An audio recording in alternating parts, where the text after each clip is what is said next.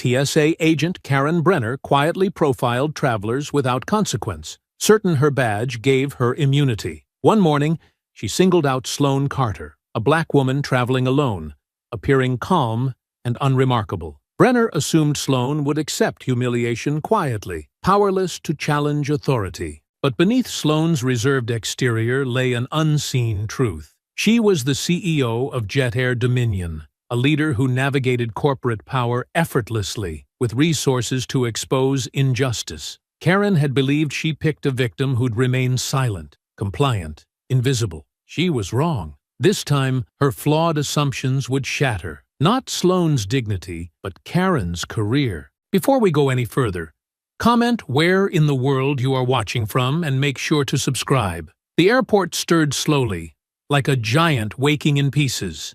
First the hum of escalators, then the roll of hard wheels on polished tile, and finally the low voices of travelers navigating early morning haze. Overhead, a digital board flickered with departure times and gate assignments, casting a pale blue glow across a steady tide of motion. The air was crisp, scrubbed sterile by machines and security protocols. Still, beneath it all, something human pulsed. Impatience, fatigue, anticipation, and the low-grade tension airports always seem to carry, as if the very act of transit demanded a kind of submission. Sloane Carter stepped through the automatic doors, coat fluttering lightly behind her. Her heels clicked with quiet precision on the floor, a measured cadence of someone who knew exactly where she was going. A slim carry-on suitcase glided beside her, its leather handle worn by years of consistent use. No entourage, no dramatic entrance, just one woman, composed and focused, merging effortlessly into the stream of passengers flowing toward the security checkpoint. Her outfit was simple but deliberate. Pressed slate-gray slacks, a soft cream blouse, and a cashmere wrap draped loosely over her shoulders. Her hair, pulled into a clean twist at the nape of her neck, gave her profile the air of practiced discipline. She wore no visible jewelry beyond a watch and a pair of pearl studs. To the average eye, she might have been a consultant, maybe an attorney, someone successful, certainly, but not worth more than a second glance. That was exactly how she wanted it. Sloane preferred her visits unannounced. It gave her a clearer picture of how her airline staff performed under pressure, how they treated passengers when no one important was watching. Her routine inspection trips rotated through different terminals and different teams. Today's stop was Jet Air Dominion Flight 428 to Atlanta, a standard morning route with a full manifest. She would ride in economy like everyone else, take notes discreetly, and debrief with her operations lead later that afternoon. She adjusted her wristwatch as she joined the line at security. The TSA queue was long, snaking through metal stanchions with worn canvas straps. Parents corralled toddlers, solo travelers juggled laptops and headphones, and elderly couples double-checked pocket contents with visible anxiety. Sloane waited silently, eyes steady, observing everything. And then she felt it, a shift in air pressure, a ripple, not physical, but sensed. She looked up, just once. A TSA agent at the front of the checkpoint, a white woman in her late 30s with a tight ponytail and narrow features, was staring directly at her. The agent stood with arms folded across her chest, not scanning the line, not surveying the crowd, just watching Sloane. Not a casual glance, not the tired gaze of someone doing a monotonous job. This was something else, measured, suspicious, focused. Sloane returned her gaze to her boarding pass. Behind her, a woman muttered something under her breath. A man sneezed. Children squirmed. The line crawled forward. The feeling didn't leave. The closer she came to the front, the more aware she became of the eyes on her, like heat pressing in from the side. She watched the agent fake boredom each time another passenger approached, her face resetting into bland professionalism. But when Sloane was just a few people away, the agent adjusted her posture slightly, planted her feet. Ready. She kept her own posture steady. Her ID was valid. Her boarding pass was legitimate, her profile clean. Nothing was out of order. Still, she felt her pulse tick upward, not from fear, but from knowing. This wasn't about security, it was about her. As she stepped up to the conveyor, placing her carry-on on the belt with practiced efficiency, she prepared herself, not for confrontation, but for the performance, the slow unraveling of dignity that could happen when someone in uniform decided they didn't like the look of you.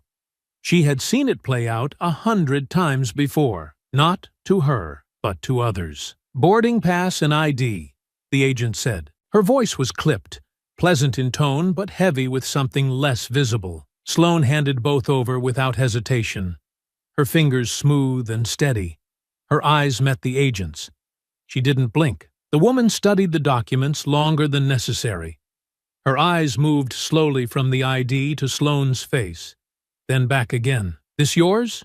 she asked. "Yes," Sloane said calmly. "You flying alone?" "Yes." The agent stared again, then looked at the pass, then back to Sloane. A pause stretched between them, too long, too obvious. Her mouth shifted slightly, the corner lifting like something sour had settled in her expression. "Just a moment," the agent said. She turned away and spoke in hushed tones to another officer. A different TSA agent looked over at Sloane, squinting faintly before nodding. The woman came back. "Step aside, ma'am. We need to do a secondary screening." Sloane didn't flinch. She moved exactly as requested, stepping aside while the line resumed its flow behind her. A father maneuvered his stroller around her. A young woman slid her laptop into the gray plastic bin and avoided eye contact. Nothing loud had happened. No scene, no raised voices. And still, it was there. The tightening, the isolation. The agent snapped on blue gloves. Sloane stood motionless. She had done everything right. And still, this. The gloves snapped into place with casual authority. The TSA agent, her name tag reading K. Brenner, motioned for Sloane to step further aside toward a small inspection table just out of the main queue's flow. The metal legs of the table scraped faintly against the tile. The plastic bins beside it were empty, waiting. Sloane moved without protest, every step measured. Her heels tapped with deliberate restraint, and when she reached the table, she placed her carry-on gently down. Around her, the current of travelers kept moving, but eyes drifted. People glanced, then looked away quickly, like they'd seen something uncomfortable and didn't want to be caught staring. Karen Brenner pulled over a second TSA officer, a younger man with a clipboard who looked like he was still figuring out how to wear the authority of the uniform. He said nothing, just hovered near the edge, watching the senior agent with a mixture of deference and detachment. "Let's go ahead and open that bag," Brenner said. Sloane unzipped the carry-on herself. Neatly folded clothes, a tablet, a hardcover book, a slim folder containing evaluation forms and Jet Air Dominion documentation, none of which she reached for. Brenner began rummaging through it with the ease of someone used to going through strangers' belongings without asking questions. She pulled out the folder and raised a brow at the airline seal stamped on the cover. "You work for Jet Air?" she asked. "Yes," Sloane replied. "In what capacity?" "I'm in operations." "What exactly does that mean?" The question wasn't curious. It was coded in something else. Challenge? Suspicion. Sloane kept her tone level. "I'm conducting a routine review of service quality and compliance." Brenner flipped through the folder, eyes narrowing on the documents, though she clearly didn't understand their contents. She shoved the folder back into the bag carelessly and moved on, unrolling a blouse, then checking the pockets of the carry-on as if Sloane might have slipped something small and illegal into the seam. "Is this your only bag?" she asked. "Yes." "No checked luggage?" "No." "No electronics in your coat?" "No." Brenner held up Sloane's ID again and studied it for the third time. "This looks new." Sloane didn't respond immediately. She waited until the pause turned heavy. "It's a government-issued identification," she said. "It's within date. You don't look like someone who'd carry this kind of clearance." Brenner muttered, not quite under her breath. A flicker of something passed through Sloane's eyes, but she didn't move, not even her hands. The words lingered in the air between them, sharp and bare. The younger officer shifted uneasily and glanced at the ID, as if seeing it for the first time. "Everything checks out," he said softly. Brenner ignored him.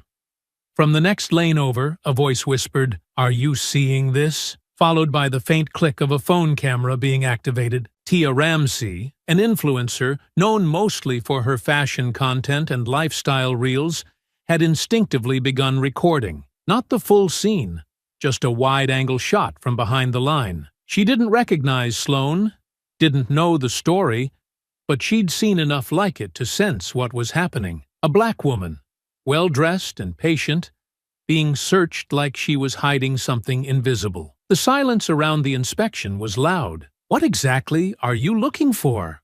Sloane asked finally, her voice low but clear. Brenner blinked at her, then gave a short laugh that didn't reach her eyes. "We're just doing our job. Can't be too careful these days, you know." "I travel through this airport regularly," Sloane said. "I've never had this kind of scrutiny before. Maybe you just got lucky." It wasn't even a smirk, just a flat, indifferent expression. The kind that said, "This could be your morning, or someone else's. Doesn't matter to me." She ran a small detection wand over Sloane's coat sleeves, her wrists, the inside of her palm. No alarm, no beep, no reason. "All right," she said after a few more seconds. "You're clear." She tossed the gloves into the nearby trash can and turned her back before Sloane had even zipped the bag closed. The younger officer muttered something like, "Have a good flight," but it was half-hearted and mostly swallowed by the buzz of the crowd. Sloane pulled her coat tighter as she returned to the belt to retrieve her shoes. No apology, no explanation. Not that she expected one. She slid her feet back into her pumps with silent precision and walked on without looking back. Behind her, Tia watched the woman's posture as she disappeared into the crowd. Shoulders straight, head high, stride unbroken. She didn't know her name, but something about that walk stayed with her. Quiet power, restrained fury, or maybe something else entirely. Tia looked down at the video on her screen. It wasn't dramatic, just a minute of footage showing one woman standing still while another rifled through her belongings like she didn't matter. She hit save. Sloane reached her gate 15 minutes later, settled into her seat on the Jet Air Dominion flight, and pulled the airline folder back out of her bag. She made a quick notation at the top of the checklist. Not about in-flight service, not about cabin crew conduct, just one word in capital letters: security. She closed the folder gently, looked out the window as the tarmac began to stir, and said nothing. For now, Jet Air Dominion Flight 428 lifted from the runway with a steady roar, its engines slicing clean through the morning fog like a blade through silk. Sloane Carter sat in seat 21B, middle row, economy class. No priority seating, no executive markers, just another woman in a modest blouse, her wrap folded neatly in her lap, eyes distant as the world tilted beneath her. The cabin buzzed with the usual murmur of flight, seatbelt clicks, overhead bin complaints, the occasional cough or clink of a soda can cracking open. She tuned it all out. Flight attendants moved down the aisle with professional efficiency, offering beverages and warmth in equal measure. Sloane watched every interaction, noting posture, tone, and timing. Smiles weren't enough. Authentic care, consistency, and discretion mattered more. She scribbled shorthand notes in the folder resting lightly against her thigh, but her mind drifted. Back to the checkpoint, back to the gloves snapping, back to the woman who looked at her and didn't see a professional, didn't see a traveler, didn't see a human being. She saw a threat. Sloane shifted in her seat. Her fingers curled around the pen again, but this time she didn't write. Instead, her memory slipped further, beyond the airport, beyond the present, back to another room, another face, another moment when she was expected to lower her gaze. 15 years ago, she'd sat in a glass-walled interview suite at Dominion's New York headquarters. She wasn't Sloane Carter, CEO in waiting then. She was just Sloane, regional operations analyst, Black heels planted firmly on commercial carpet, her resume polished, but not yet powerful. Across from her, an executive barely scanned her file before asking why someone with her background thought she could handle national logistics for a flagship carrier. She had smiled, then listed every airport she'd optimized, every vendor she'd negotiated under budget, every route she'd rerouted mid-crisis. She didn't raise her voice, she didn't blink. They hired her the next day. But from that moment on, Sloane learned to walk a tight line. Power didn't come with fanfare. It came with silence, control, composure. She could not afford outrage, no matter how deserved. Her ascent had been precise and quiet, built on results, not recognition. Even now, she walked terminals anonymously, by design. Better to watch without being watched. Still, this morning's encounter with Karen Brenner had sliced deeper than she'd expected. Not because it was new, but because it wasn't. Because after everything, degrees, boardrooms, budgets, shareholder wins, she could still be pulled aside like contraband. She looked out the window. Cloud banks layered the horizon in soft gray sheets. In the seat beside her, a teenage boy tapped away on a gaming console. Oblivious to her presence, she envied him for a moment. A chime overhead signaled descent into Atlanta. Sloane fastened her belt, tucked the folder away, and smoothed her blouse. She reviewed her checklist one more time, but her thoughts were no longer with the cabin crew or the aisle space or the catering service. They were back in that security line, back with that stare, back with the choice it left her holding. Do nothing. Let it pass. You've dealt with worse. Or, don't let it pass this time. The wheels touched down with a soft shudder. The cabin filled with movement, passengers retrieving bags and trading quick goodbyes. Sloane moved with them, blending in until she reached the jet bridge. A passing flight attendant offered a quick nod, not recognizing her as anything more than a passenger. Perfect. She exited through the main concourse, making her way toward the connecting terminal. Her day should have ended here. A few more notes, a quick check-in with ground staff. Then back to her car, her calendar, her next obligation. But her steps slowed, then stopped. And for the first time that morning, she pivoted, not out of necessity, but out of intent. Sloane turned around. She was going back to security. Across the country, Tia Ramsey leaned over her desk, phone propped up by a water bottle, the short video cued to post. She hadn't added filters or commentary, just a caption. It's 2025, and black women are still treated like suspects for existing. Look at this. She hit upload. Within minutes, the post began to climb. Hundreds of views, then thousands, retweets, comments, DMs, hashtags. A few verified accounts took notice. No one in the video knew who the woman was, not yet, but they knew what they saw. A composed black woman being searched for no reason, while white passengers passed through without pause. Tia refreshed her feed. Her phone buzzed. Another tag, another stitch. A local news anchor reposted it. Still, the woman in the video, Sloane Carter, had no idea. She was already retracing her steps, moving past the boarding gates, ignoring the confused glances from airline employees who recognized her but didn't dare question her pace. Her heels struck the floor with a different kind of rhythm now. She was done being invisible. This time, someone would see her. The crowd at security hadn't changed much. New faces, same choreography, belts being unbuckled, shoes shuffled into bins, agents giving practiced instructions in voices that sounded half-spoken, half-automated. But as Sloane Carter stepped back into the checkpoint area, something about the atmosphere shifted. It wasn't loud or obvious.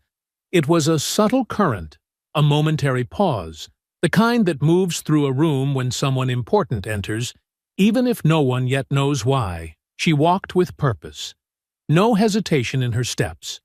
No sign of nervousness or discomfort. The same heels that had tapped softly across the terminal earlier now echoed with quiet defiance across the polished floor. She wasn't here to blend in anymore, Karen Brenner stood near the ID verification booth, arms crossed over her Navy uniform, issuing clipped instructions to a teenager fumbling with his passport and backpack.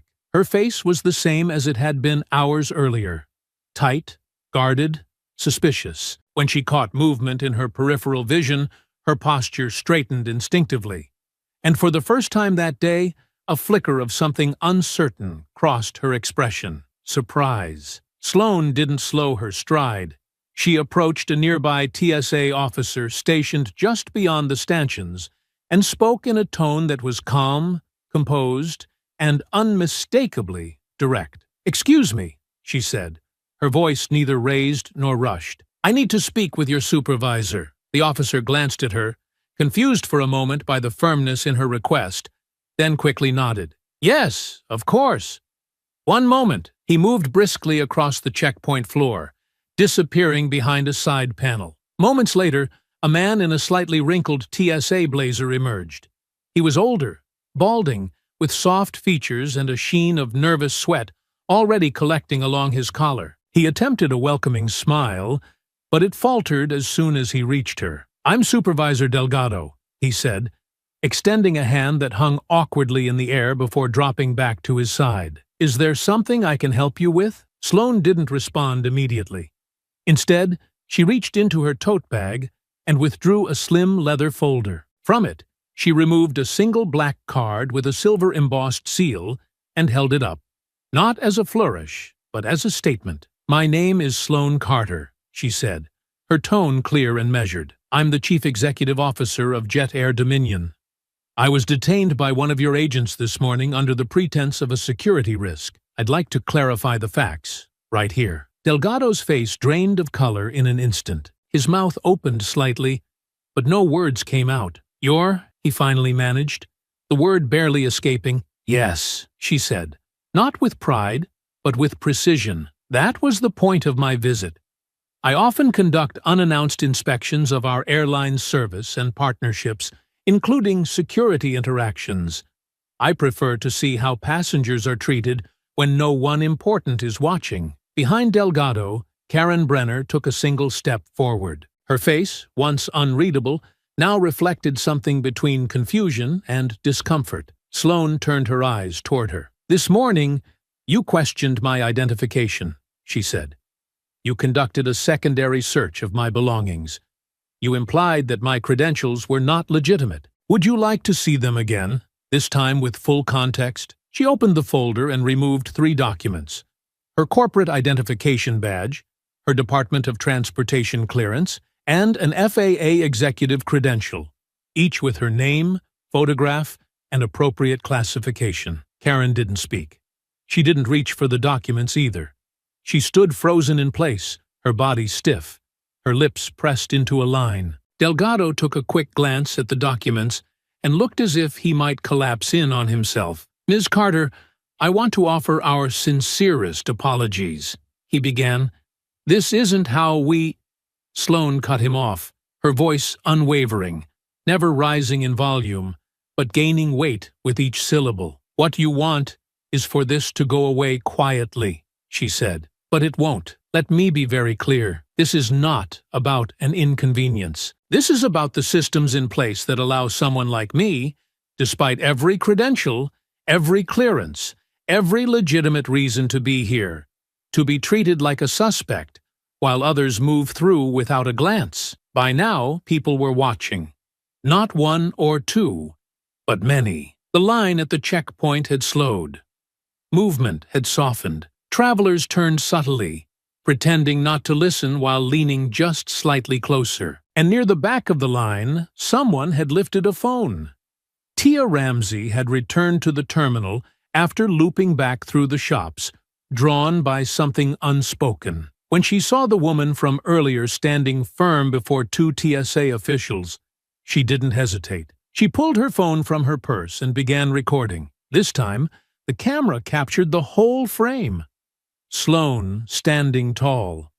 The supervisor visibly flustered. Karen Brenner standing stiff and silent. Sloane spoke again, her voice aimed not only at the officials, but also at the people around her, who were now listening, watching, waiting. I've spent years building an airline known for its integrity and efficiency. I've advocated for safety and reform at the national level. I've led conversations around dignity in air travel. And yet today, I was treated like I didn't belong. Not because of a policy, not because of a security alert, but because someone decided I didn't look the part. Karen opened her mouth slightly, but Sloane didn't give her the chance. You weren't following protocol, she said. You were following bias, a few people murmured. Someone exhaled sharply behind Tia's shoulder. Phones began to rise, slowly, silently. Tia didn't move, her hands steady, her eyes fixed on the woman at the center of it all. Delgado tried again. Ms. Carter, please know that we will conduct a full review of this morning's procedures. I will personally file a report on— I'm sure you will, Sloane said, not unkindly, but with an edge of finality. Then she turned slightly, addressing the room, her gaze sweeping the checkpoint and the silent passengers who had paused mid-movement. This isn't about me, she said, her voice firm and unwavering. This is about everyone you treat like they don't belong here. Everyone who follows the rules and is still made to feel like a suspect. I won't be silent about that. She closed the folder gently, turned away, and walked through the crowd without looking back. No one blocked her path. No one stopped her. The power had shifted, and this time it was visible. By the next morning, the story had broken wide open. It started as a ripple, just a repost here, a reaction video there. But by sunrise, it had turned into a full wave. The two videos, the first showing Sloane Carter being pulled aside and searched in silence, and the second capturing her calm, cutting confrontation with TSA supervisors, were now playing on a loop across news channels, Twitter feeds, and morning talk shows. The first video had struck a nerve. A well-dressed black woman singled out, searched, and handled with visible disregard. Despite offering valid documents, it was quiet, but the power was in the stillness. The way she stood, dignified and alone, while her things were rifled through like contraband. The second video ignited everything. In that clip, Sloane's voice was firm, measured, unwavering as she revealed her identity to stunned security staff. Her credentials, her position, her declaration, "This isn't about me. This is about everyone you treat like they don't belong here." It was already being quoted across articles, think pieces, and captions. The line had become a rallying cry, layered over TikToks, reaction reels, and montage edits, stitched together by creators moved by her composure. Networks aired both clips side by side, narrating the timeline of the incident while images of the Jet Air Dominion logo flashed across the screen. Analysts debated airport profiling statistics. Panels of experts weighed in on race, professionalism, and power dynamics. Former TSA agents offered commentary. Everyone had an opinion. And at the center of it all, without asking for the spotlight, was Sloane. Her name trended within hours. Not just in aviation circles, but across the country. Sloane Carter, Invisible Clearance, and Dignity in Transit all surged to the top of trending hashtags. She hadn't issued a statement. She hadn't contacted any press. She had barely even checked her phone. But the world had found her anyway. In her office atop Jet Air Dominion's sleek headquarters, a tower of glass and brushed metal that overlooked the city's sprawl, the air was tense. Inside the boardroom, conversations shifted in sharp whispers. Executives huddled with PR specialists, trying to gauge just how much this story could cost, or elevate the brand. The media team had already prepared a set of neutral drafts, none of which Sloane had approved. At the head of the table, she sat silently, one hand on the armrest of her chair, the other loosely curled near her tablet. She wasn't watching the clips. She'd lived them. "I just think we need to consider the broader implications," one of the board members said, adjusting his collar. "There's visibility, and then there's visibility. Our airline is all over the news. We should have been all over the news a long time ago," said another. "She's the CEO of one of the most respected carriers in the country, and half the public didn't even know what she looked like. She kept it that way, the first man muttered, not unkindly, but pointedly. She did her work quietly, efficiently. This is different. Sloane didn't respond to the commentary. She waited, letting the chatter run its course. It was Raina who broke the rhythm. Her niece had flown in from Chicago that morning, her spring break plans replaced with urgency. She walked into the room like it belonged to her, a thick binder tucked beneath one arm and her phone already buzzing with push notifications. She was 20, passionate, and unfiltered. The kind of fire Sloane had long ago learned to temper, but never extinguish. "You need to go public," Raina said, skipping the preamble. "Not just a statement. A real message. Interviews. Panels. Let them see who you are. Let them hear your voice." Sloane arched a brow. "They already have my face, my voice, and more hashtags than I know what to do with." "That's not the same," Raina said, placing the binder down with a soft thump. "You didn't ask to be a symbol, but that's what you are now. And if you don't lead the conversation, someone else will, someone who's louder, but knows less." There was silence. Then, from across the room, another voice chimed in, this one from the corner, near the windows. It was Tia Ramsey. Sloane had agreed to a quiet meeting with her earlier that morning, at Raina's urging. What began as a recorded video had turned into something larger, something heavier. Tia hadn't expected this level of response, but she wasn't hiding from it either. She stood with confidence now, despite the weight of the moment. "I didn't know who you were when I recorded the first video," Tia said. "I just knew what I saw, and it didn't sit right with me. I filmed it because people forget things unless there's proof. They say it didn't happen, or that it was taken out of context. But this, no one can say they didn't see it." Sloane looked at her, studying her face. Not searching for guilt, but weighing intent. "You didn't do anything wrong," Sloane said quietly. "You caught the moment. Now, the moment belongs to everyone." Tia nodded slowly. "I don't want to speak for you, but I will support whatever you choose to do. And if you choose to speak, I'll make sure it's heard." Outside the boardroom, the buzz hadn't quieted. Reporters waited. Journalists reached out for comment. TSA had released a brief, vague acknowledgement that an agent had been placed on administrative leave pending review.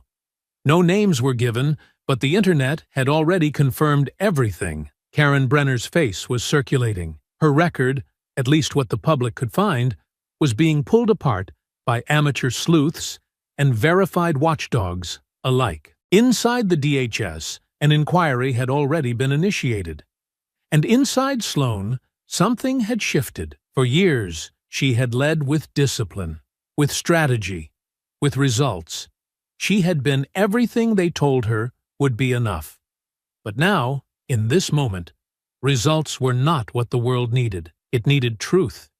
It needed voice. She looked at Raina, then at Tia, then at the faces around the room. Some nervous, some inspired, all waiting. "I'll speak," Sloane said. "Not for the brand, not for appearances. I'll speak because silence has done enough." And just like that, the next phase began. Glenna Reyes didn't like stories that came wrapped in headlines. She liked the ones that unraveled slowly, one thread pulled at a time until the whole truth came loose in her hands. Her desk at the Civic Sentinel was already stacked with folders, tip sheets, and press kits from her past stories. Congressional ethics violations, pharmaceutical lobby leaks, corporate wage theft. But none of them hummed like this one. The footage of Sloane Carter had flooded every feed. But Glenna wasn't interested in reactions. She wanted the root. And something about the way the TSA handled that screening didn't feel like routine profiling. It felt targeted. She started where she always did, with the paper trail. Within hours, Glenna had acquired 3 years of public complaint records against Karen Brenner. Most were buried in administrative language, phrases like failure to de-escalate, inconsistent application of screening procedures, and verbal conduct unbecoming. None of them resulted in suspension. None had ever gone beyond internal review.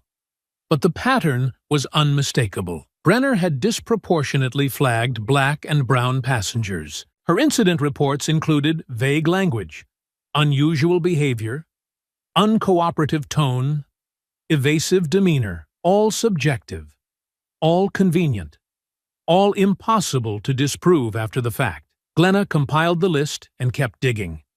Then she found something that didn't make sense. A copy of the security incident log from the day Sloan was stopped. The timestamp matched. The entry listed a routine secondary screening, but in the notes field, barely visible, was a short, chilling phrase. Anonymous tip. Passenger may be using falsified credentials. Investigate. That wasn't normal. Anonymous tips didn't trigger security screenings.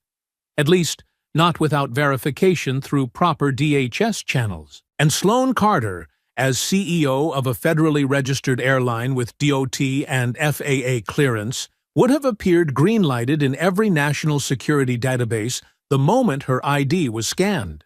There was no protocol for overriding that without cause, unless someone had gone around the system. Glenna picked up her phone and called Sloan's office. By the time the two women met in a private conference room in Jet Air Dominion's central tower, the city had gone cold with spring rain. Sloan stood by the window, watching sheets of water streak down the glass, while Glenna laid out the file on the table behind her. "You weren't profiled by mistake," Glenna said without preamble.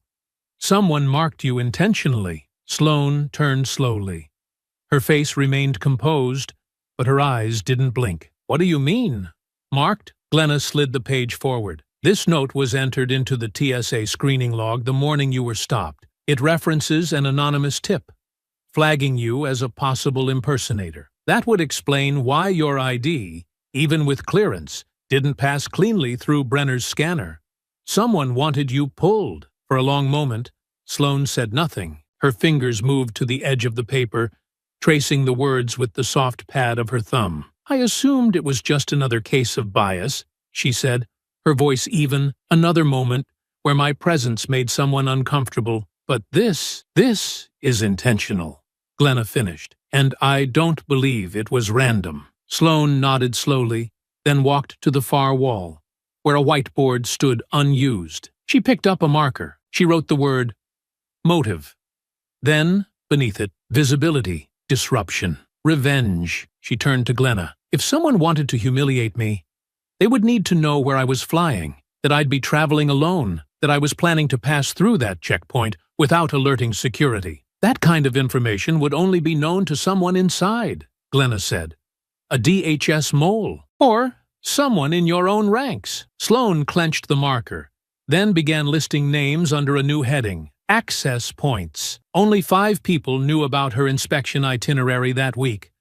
2 were longtime aides. 1 was her assistant. 1 was the VP of Internal Operations. The last, her mind paused, was Vincent Rowe, former board member and now silent shareholder, who had been forced out 2 years ago after an internal audit uncovered ethical violations in the procurement department. He had fought the decision, publicly and bitterly, before stepping down under pressure. Sloan had never heard from him again, until now, perhaps. Glenna watched her scribble the name and circle it twice. "You think he'd go this far?" she asked. Sloan lowered the marker. "He wouldn't get his hands dirty, but he'd use someone who would." She sat back down, folding her arms across her lap. "I want to conduct a quiet internal investigation," she said. "If someone inside this company helped leak my travel information or collaborated with an external agency to flag me, I need to know. And if this reaches back to Vincent, I want it documented. Not just for my sake, but because this isn't just a scandal. It's a betrayal." Glenna nodded. "I'll work in parallel. I have sources in DHS and aviation security. I'll trace the flag back as far as I can." Before she left, Glenna paused in the doorway. "You know this gets worse before it gets better," she said. "I'm counting on it," Sloan replied. Once Glenna was gone, Sloan stood alone in the conference room. The whiteboard still glowed faintly under the overhead lights. She stared at her own name written beneath the word Target, then picked up the marker again. She drew a straight line. This was no longer a public relations crisis. It was war. The conference room at Jet Air Dominion's headquarters was rarely tense. It was the kind of place designed to neutralize emotion.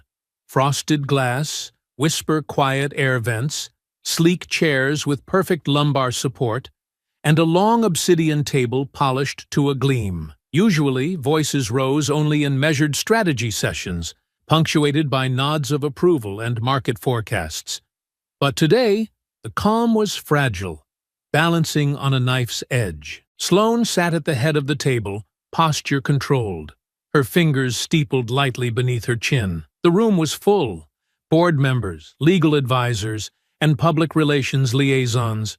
Reports and digital briefs had been circulated ahead of time, but few dared to speak first. "I understand this has become a national matter," said Harold Choi, Jet Air's general counsel.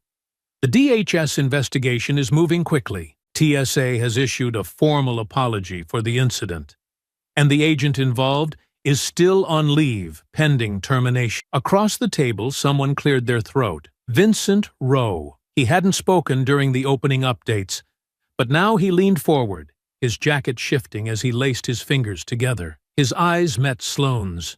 Sharp, unreadable. "Let's not pretend we're in uncharted waters here," he said casually.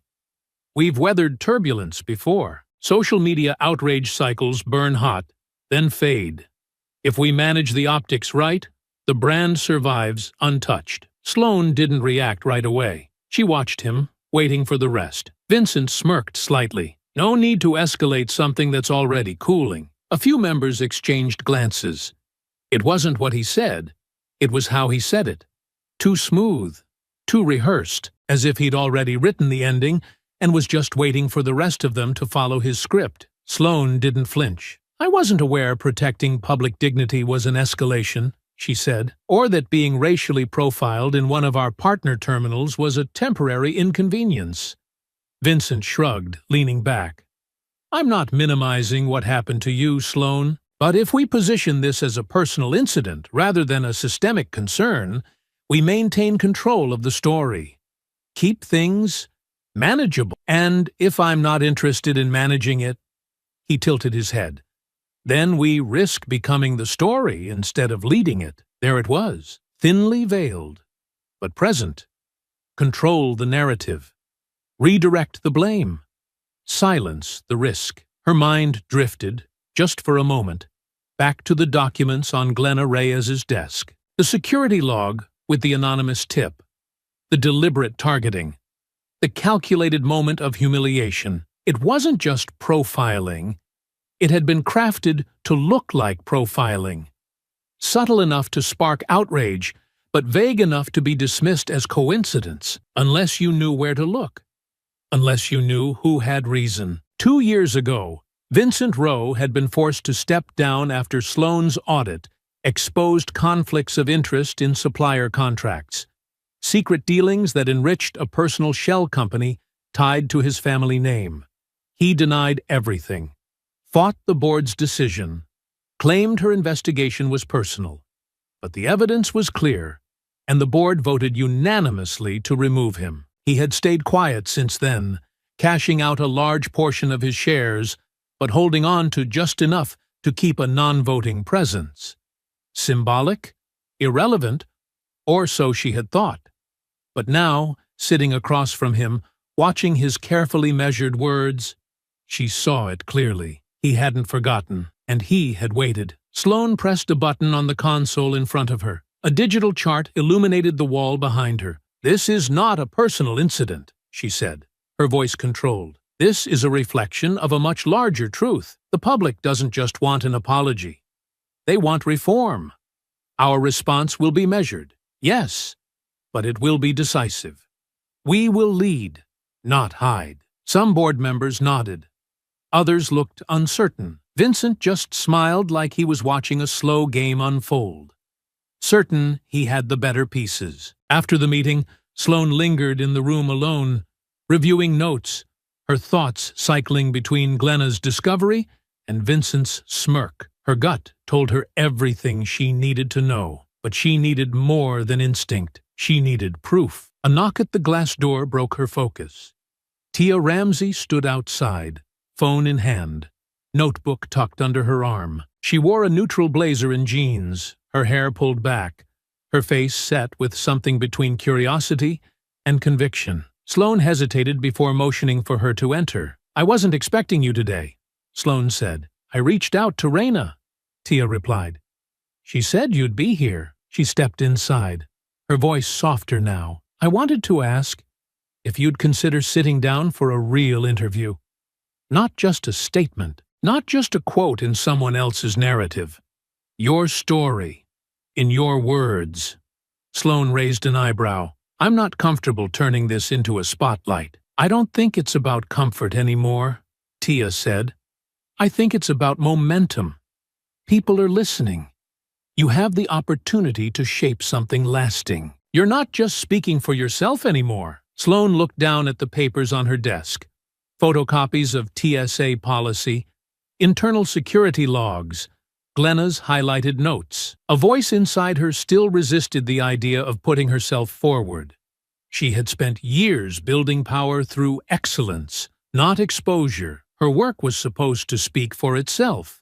But now, it wasn't enough. Someone had tried to silence her in plain sight, and the only way to fight silence was with clarity. "I'll think about it," she said. Tia gave a slow nod, understanding the weight of that answer. She didn't push.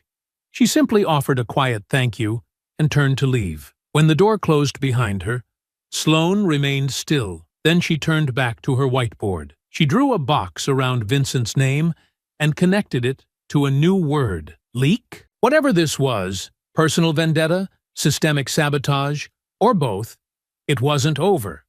And the next move would be hers. The leak hit late on a Thursday night, just before the 11 o'clock news cycle, when editors scramble for a lead story and viewers settle in for one last scroll before sleep. By morning, it was everywhere. An internal TSA report, stamped "Confidential, not for release," had been uploaded to an anonymous file-sharing site. The digital trail was impossible to trace, routed through firewalls and proxies, but the content was unmistakably real. The report confirmed what many had already suspected. Sloane Carter's identification had cleared all levels of verification. Her boarding pass had scanned without issue. Her name did not appear on any watch list. Her federal credentials had pinged the system and triggered an automatic bypass flag, standard for executives with FAA and DOT clearance. And yet, a manual override had been executed.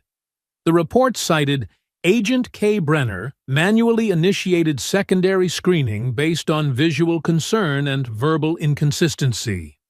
In plain language, Brenner had ignored the clearance protocol and flagged Sloane anyway, based on how she looked and how she sounded. The leak included more than just the report. A spreadsheet attached to the same file revealed that Brenner had initiated similar overrides dozens of times in the past 2 years, disproportionately against black and brown women, often using similar language. Didn't match ID photo. Tone was evasive. Behavior seemed off. No formal disciplinary action had ever been taken. The timing of the leak was surgical. TSA scrambled to respond, but the damage was already done. The phrase "visual concern" started trending within hours. Commentators dissected the euphemism with clinical fury. Civil rights groups called for congressional oversight. Editorials compared the override to profiling in uniform. The press smelled a cover-up, and the public knew exactly who to rally behind. Sloane Carter wasn't just a CEO anymore. She had become a symbol of restraint, of grace, of precision in the face of humiliation. Every clip of her calm confrontation now played alongside the leak headlines. Every frame of her standing in silence, enduring the search, was recontextualized as evidence of a deeper rot. Outside Jet Air Dominion's headquarters, news vans clustered near the gates like birds circling a field. Anchors reported live from the sidewalk, speculating on TSA hearings, the whistleblower's identity, and the Department of Homeland Security's slow but steady pivot toward full-scale damage control. Inside the building, Sloane stood before her window, watching rain bead and roll down the glass. Her inbox was full. Her legal team was on standby. The Department of Transportation had requested a briefing, and Tia Ramsey was waiting in the media lounge downstairs. Sloane turned from the window and walked calmly toward the elevator. The interview setup was simple by design. No lights blazing, no corporate backdrop. Just 2 chairs, a quiet room, and a camera on a tripod. Tia sat opposite her, hands steady, eyes clear. The digital recorder blinked red. "Thank you for doing this," Tia said, her voice low. Sloane nodded once. "Let's begin." The questions started simple, about the incident, the day, the interaction with Brenner. Sloane answered in the same tone she used in boardrooms. Factual, controlled, but as the question shifted toward impact and meaning, something softened in her posture. "I've lived most of my professional life walking a very deliberate line," she said. "Earn your place. Don't make waves. Let your work speak for itself. That's what I believed would protect me." Tia didn't interrupt. "But protection only works if people see you as someone worth protecting.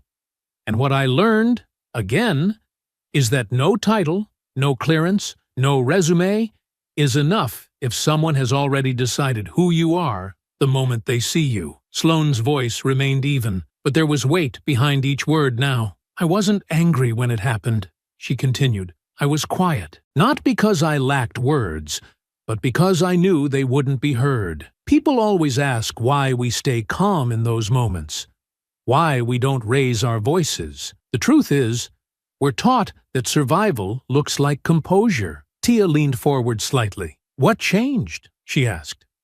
Sloane paused, then lifted her gaze. "I realized silence doesn't shield us. It only makes the next incident more likely. And I have a platform. I have access. I have the ability to make noise in a way that others can't. So if I don't speak now, then when?" The final moments of the interview passed in thoughtful quiet. No shouting, no theatrics, just truth, laid out clearly and calmly, the way only someone like Sloane Carter could. When it ended, Tia turned off the camera and said nothing for a long beat. Then she stood, walked around the table, and hugged her. Sloane didn't pull away. That evening, the interview aired in full across multiple digital platforms. Clips flooded social media. It was no longer just about a viral video or leaked documents. It was a woman sitting in front of a camera, telling the world how systems fail, even those at the very top. Public support surged again. Petitions called for TSA reform.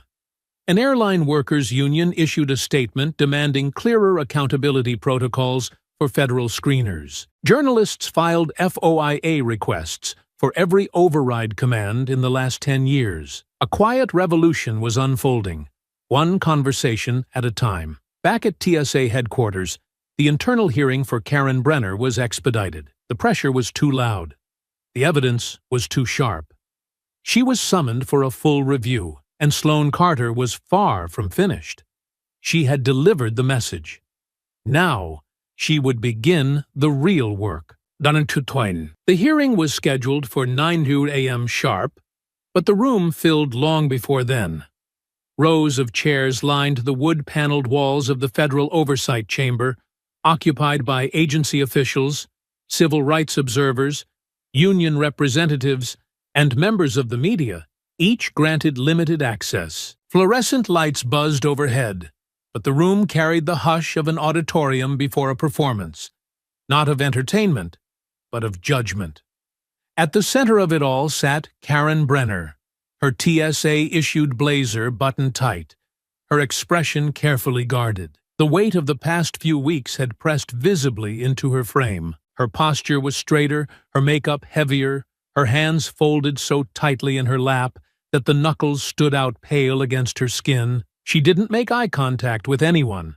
Across from her, the panelists, an internal review committee composed of senior DHS officials and external accountability officers, organized their notes in silence. Each carried a binder thick with documents, redacted reports, video stills, screening logs, complaint histories. Everything that had been hidden or ignored for years was now catalogued, highlighted, and marked for formal review. One official cleared his throat. "We are convened today to review allegations of misconduct by Agent Karen Brenner, relating to the incident involving passenger Sloane Carter on April 3rd, as well as broader patterns of behavior documented during her tenure." Karen didn't flinch. The first hour was procedural. Protocols, definitions, agency policies. Then the facts began. They started with Sloane's incident. ID validation logs showing her credentials were legitimate and cleared within 3 seconds of scanning. Brenner's override command issued less than 1 second later. A voice recording of her call to secondary screening, transcribed and time-stamped, included her saying, "She doesn't match the ID photo. Something's not right." The ID photo, of course, was accurate. Then came the patterns. Case after case. Dozens surfaced across the years. Travelers flagged for subjective reasons, all matching a specific profile. Mostly black, mostly women, often traveling alone. Several had filed complaints, quietly tucked away with vague resolutions. Inconclusive. Insufficient documentation. Addressed internally. But now the pattern was undeniable. A representative from the Civil Liberties Review Board stepped forward. She read aloud anonymized excerpts from passenger testimonies. One woman described being detained with her infant for 30 minutes. Another recalled being asked invasive questions about her finances. A third recounted how her documents were returned with visible contempt and no explanation. The panel gave Brenner space to respond. She adjusted her collar. Her voice, when it came, was firm, but not confident. "I followed protocol," she said. "Every override was made in the interest of safety." A panelist leaned forward. "Explain how safety required ignoring a federal clearance notice recognized by TSA's own systems." Brenner opened her mouth, but no answer came. Another voice followed. "And how safety justified disproportionately flagging women of color for secondary searches." Brenner shifted in her seat, her voice tightening. "It's not about race. It never was. I trust my instincts." One of the panelists, a former federal judge, tilted his head slightly. "Instinct is not a substitute for training," he said quietly. "And it is not above accountability." There was a pause.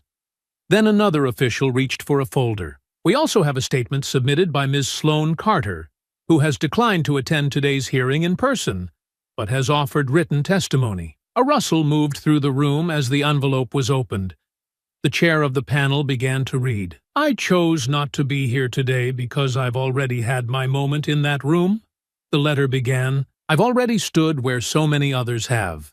Silently, patiently, being questioned for simply existing in a space where someone decided we didn't belong." The voice continued reading, steady and clear. "I do not write this for personal vindication. I write it because silence allows patterns to repeat. This is not about one agent. It is about a culture that rewards suspicion over service, assumption over accuracy, and power over dignity." Karen Brenner's expression cracked then, just slightly. Her shoulders dipped, her jaw clenched. "This pattern should have been addressed long before I stepped into that checkpoint. The fact that it wasn't is not just a failure of one person, but of an entire system built to excuse behavior when it hides behind the shield of authority." The final words landed with precision. "I hope this hearing is not the end of your investigation, but the beginning of your reform." When the reading ended, the panel fell silent. For a long minute, no one spoke. Then the chair cleared his throat. "After review of the evidence, documentation, testimony, and the pattern of conduct, the committee has reached a unanimous conclusion." Karen didn't move. "You are hereby terminated from your position as a Transportation Security Administration agent, effective immediately." No one clapped. No one cheered. This wasn't celebration.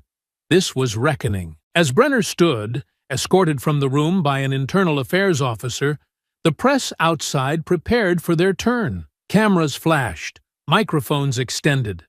But the statement that carried furthest wasn't spoken aloud. It was printed, steady in the hands of every reporter.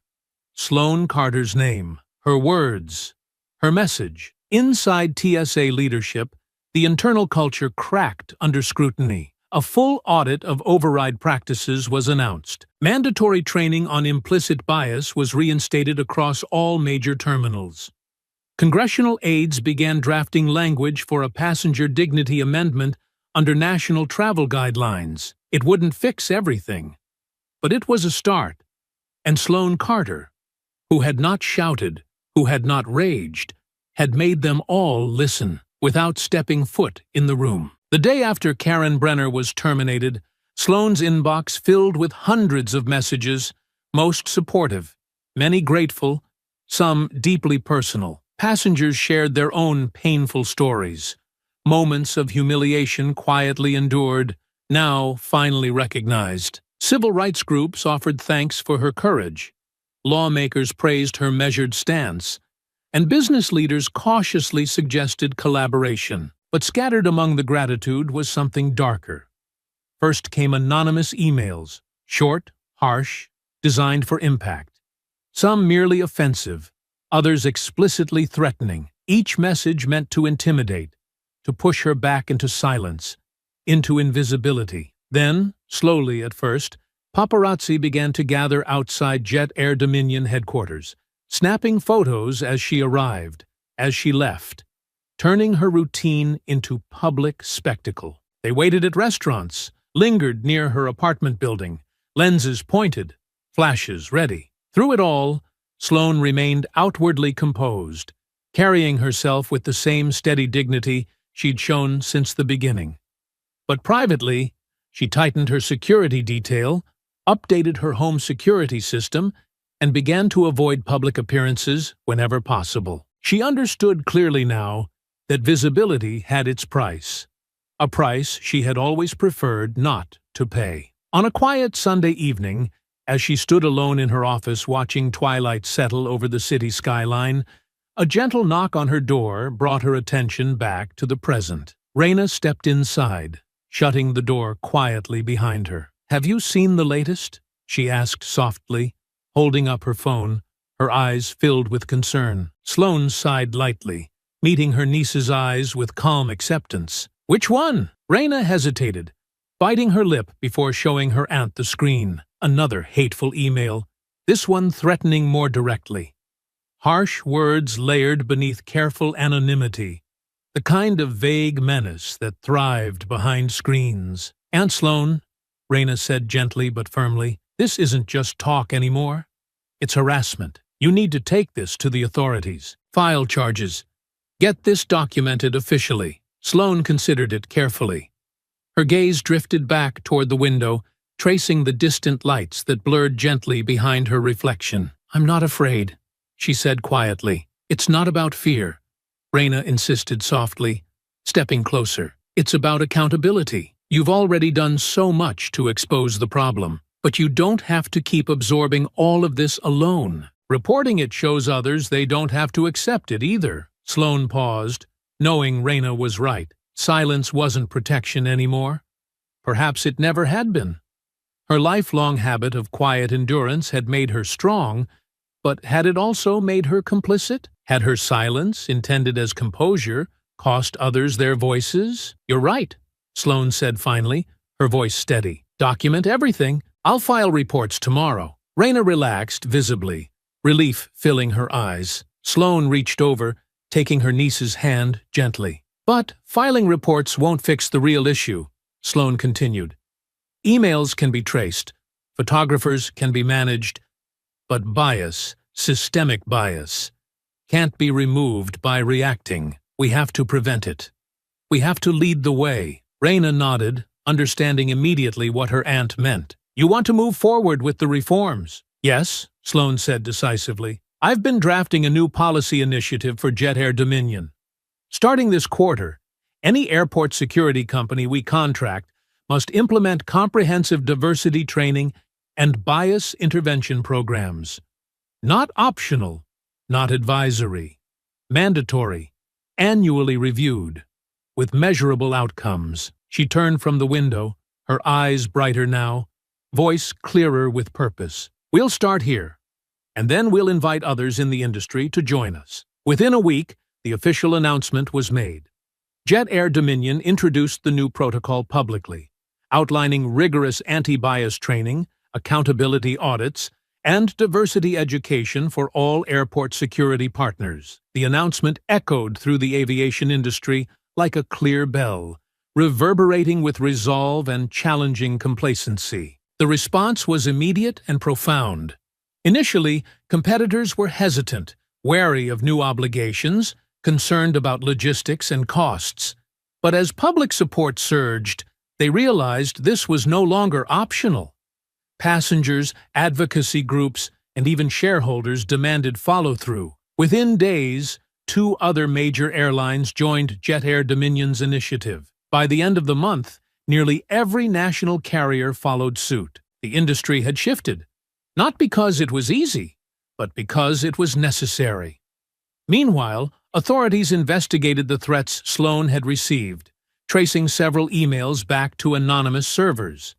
Police patrolled more frequently near her apartment, and the paparazzi, warned away by legal injunctions, slowly retreated. Yet, even as these immediate pressures subsided, Sloan felt the lingering impact, the toll exacted by stepping forward. Visibility was exhausting. Change, more so. But when she arrived at work one morning to find her inbox flooded again, this time with stories from employees across multiple airlines describing relief, gratitude, even pride in their employer's stance against discrimination, she knew it was worth it. That afternoon, Raina brought her coffee and sat with her quietly. "How do you feel?" Raina asked softly, her eyes searching Sloane's face. "Tired," Sloane admitted honestly, "but hopeful. For the first time in a long while, I believe this could make things better. Not perfect, perhaps, but better." Raina smiled gently. "You've changed the conversation." "No," Sloane corrected warmly, her voice softening. "We've changed it. You, me, Glenna, Tia, everyone who refused to look away this time. Change isn't one moment, it's many, layered on top of each other until they become impossible to ignore." Her niece nodded thoughtfully. "What happens next?" Sloane paused, considering the enormity of the question. "Now we keep moving," she said. "This is just the start. Policy is written in moments, but cultures shift in years. This will take patience, endurance, and relentless oversight." Raina squeezed her aunt's hand gently, her voice confident and steady. "You're not alone this time," she said softly. Sloane nodded quietly, gratitude filling her expression. "I know," she replied. "That's why it'll work." Outside the office, the city continued moving, unaware of the quiet revolution unfolding in the rooms above. But inside, change had already begun, powerful enough to outlast headlines, threats, and fear. For Sloane, the cost had been steep, but finally, undeniably, worth it. As threats grew louder, Sloane responded quietly but firmly, discreetly intensifying security measures at both her residence and Jet Air Dominion's corporate headquarters. Surveillance cameras increased subtly, extra security personnel patrolled more frequently, and entry procedures became quietly stricter. Changes made without public fanfare, but impossible to overlook internally. Outwardly, Sloane maintained impeccable composure, never allowing the external pressure to fracture her professional calm. Yet internally, she felt the weight of responsibility pressing down with each passing day, knowing her choices were drawing the company deeper into uncertain territory. One late afternoon, Eric Denson, Jet Air's loyal and cautious operations manager, knocked gently at her open office door. Eric was dependable and pragmatic, the kind of manager who preferred incremental improvement to dramatic gestures. The look on his face was solemn, edged with an anxious hesitation that was becoming increasingly common among Jet Air's senior staff. "Sloane, can I speak with you for a moment?" he asked, stepping cautiously inside as she motioned him to sit. "Of course, Eric," Sloane replied gently, closing her laptop and giving him her undivided attention. "What's troubling you?" Eric settled into the chair slowly, shifting uncomfortably as he searched for the right words. "The new security measures. They're making people uneasy," he began carefully. There's growing concern internally that we might be drawing unnecessary attention to ourselves. Not everyone is comfortable being in the middle of a national debate. Sloane listened attentively, her expression neutral but empathetic. I understand it's unsettling. Change, especially change driven by controversy, is rarely comfortable, she said calmly. Eric hesitated briefly, then pressed further, his voice quieter. But Sloane, some people worry about provoking opposition we might not be able to control. There are influential interests out there who prefer the status quo. Powerful people who might see Jet Air's stance as a threat. She nodded slowly, absorbing his concerns without dismissing them. Eric's unease mirrored a larger anxiety within the company, an understandable reaction to the unprecedented attention Jet Air Dominion now attracted. I know this is difficult, she said firmly, yet compassionately. But meaningful change rarely happens without friction. If we wait for comfort, we wait forever. We can't shy away just because it's difficult. He let out a deep breath, visibly reassured by her steady tone, though uncertainty lingered in his eyes. I trust your judgment, he finally said softly, his voice steadier now. But we have to be careful. We're not just talking about policies. We're changing the conversation itself. Sloane smiled gently. That's exactly why we must continue. Careful, yes, but never passive. We have a responsibility now that we've begun this. Others are watching. The choices we make will set the tone not only for our industry, but beyond. Eric rose slowly, nodding. I'll communicate your position clearly, he said, visibly calmed by her resolve. If anyone can guide us through this, it's you. After he left, Sloane remained at her desk, reflecting deeply. Eric's concerns had merit. Jet Air's visibility was a double-edged sword, but retreat was no longer an option. Her thoughts shifted to Raina's words, the passionate insistence of a younger generation unwilling to trade justice for corporate convenience. 2 days later, in a closed-door meeting with a select group of Jet Air's senior executives, Sloane invited Raina to sit beside her. As they discussed the deeper implications of the company's emerging policies, Raina's presence was at first met with polite skepticism. But skepticism faded quickly once she spoke. This moment demands more than symbolic gestures, Raina said clearly, her voice confident, her passion undeniable. Your silence in the past may have protected your company's reputation temporarily, but it also preserved a broken system. A system that can only persist if no one speaks against it. Right now, we have a rare opportunity to reshape this conversation. If Jet Air Dominion backs away from meaningful reform now, it sends a clear message. Appearances matter more than justice. Executives exchanged cautious glances, some uneasy, others intrigued. Sloane watched proudly as Raina navigated the room with a confidence she herself had learned only recently.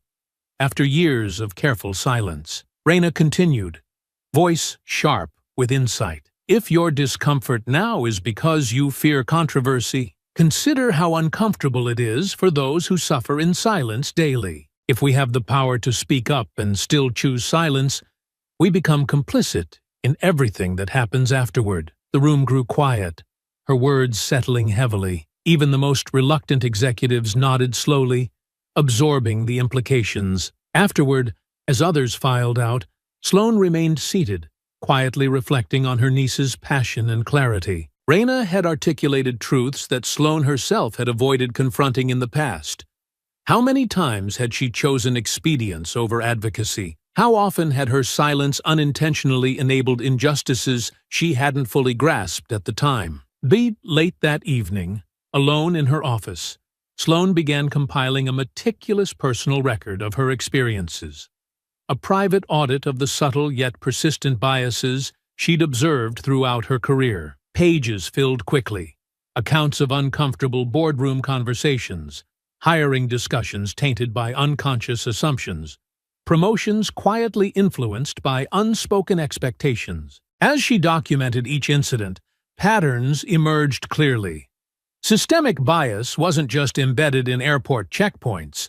It had infiltrated corporate structures at every level, often quietly, always insidiously. Recognition of this truth hardened Sloane's determination into something lasting and resolute. And she worked quietly into the night, drafting new internal protocols, transparency in hiring and promotions, mandatory diversity education at the executive level, accountability standards for leadership evaluations, each measure deliberately constructed to dismantle biases that had previously flourished behind corporate silence. As dawn approached, she finally stopped, closing her files and looking out over the awakening city. Jet Air Dominion had become a lightning rod for controversy, but that position also meant it could become a beacon for real change. She felt no fear now, only the quiet strength of certainty. Sloane had spent her entire career mastering silence, but it was clarity that would become her true legacy. In the weeks following Jet Air Dominion's announcement of comprehensive diversity and anti-bias reforms, the expected corporate backlash never fully materialized. Instead, what emerged was quieter, more surprising, and infinitely more powerful. Discreet support, whispered encouragement from unlikely sources within the aviation industry itself. At first, it began with a single encrypted message, arriving late one evening as Sloane reviewed policy documents in the quiet of her home office. The sender was unexpected, a senior executive from a rival airline, historically known for fiercely competitive practices. The message itself was brief, cautious, yet unmistakably sincere. "Ms. Carter, I commend your courage. Privately, many of us know you're right, but publicly, we remain silent out of fear. Don't stop now. This industry needs you." She read the words multiple times, feeling an unexpected warmth as well as frustration at the tacit acknowledgement of widespread fear among her peers. Soon after, similar confidential messages trickled in.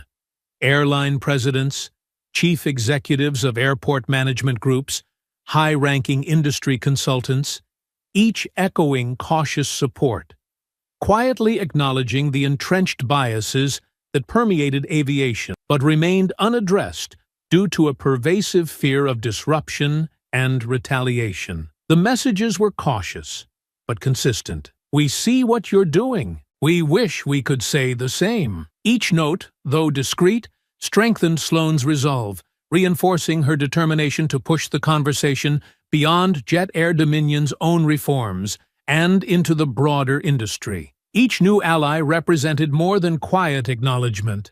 They became silent but powerful potential partners for future, wider efforts. Among the messages came a particularly surprising one from Tia Ramsey. Since their interview, Tia's social media following had soared, her platform becoming a powerful amplifier for discussions around airport discrimination, dignity in travel, and accountability within transportation agencies.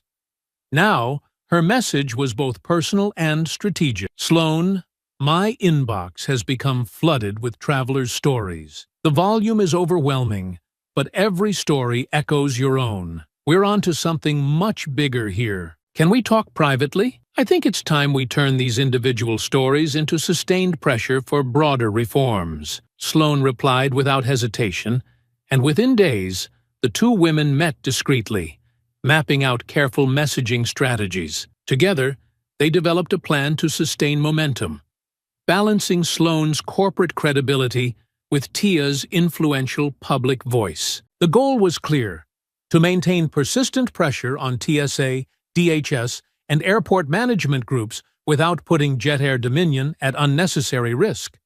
They drafted messages carefully, precise statements designed to mobilize public sentiment without provoking undue hostility. This partnership, quietly formed, had immediate impact.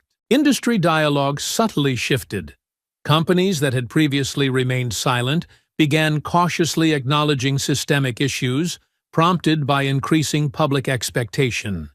The aviation community felt pressure, recognizing Jet Air Dominion not as a competitor exploiting controversy, but as a leader facilitating overdue conversations. As public momentum increased, another critical ally reemerged: investigative journalist Glenna Reyes. She contacted Sloane privately, her voice steady and analytical as always, but her findings far deeper than previously realized. Brenner's behavior wasn't isolated, Glenna explained carefully during a late-night phone call.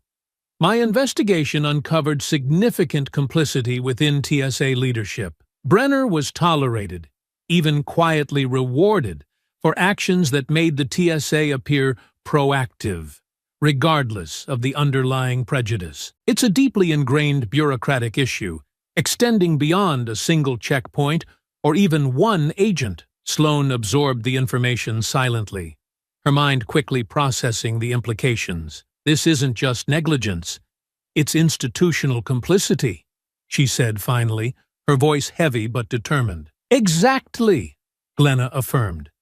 Your experience is merely the tip of an iceberg. If you push deeper, you're going to expose powerful interests that have a stake in maintaining the current culture. Sloane considered this carefully, understanding fully what Glenna meant. I'm prepared for that, she responded quietly. Armed with Glenna's insights, Sloane carefully approached Jet Air Dominion's senior executives during confidential meetings, gradually sharing critical elements of Glenna's findings. She spoke clearly and candidly, emphasizing the gravity of institutional inertia within TSA, how deep the problem ran, and why comprehensive reform couldn't stop at Jet Air's internal measures alone. She noted quietly but firmly, the reforms we've introduced are significant, but if we genuinely seek lasting change, our work must extend outward. We must become leaders not just within Jet Air Dominion, but across aviation. This means openly acknowledging complicity and challenging institutionalized bias wherever it exists, even when confronting powerful interests. Initially, reactions among executives varied. Unease, quiet fear, hesitant acceptance, but each conversation gradually solidified an internal coalition.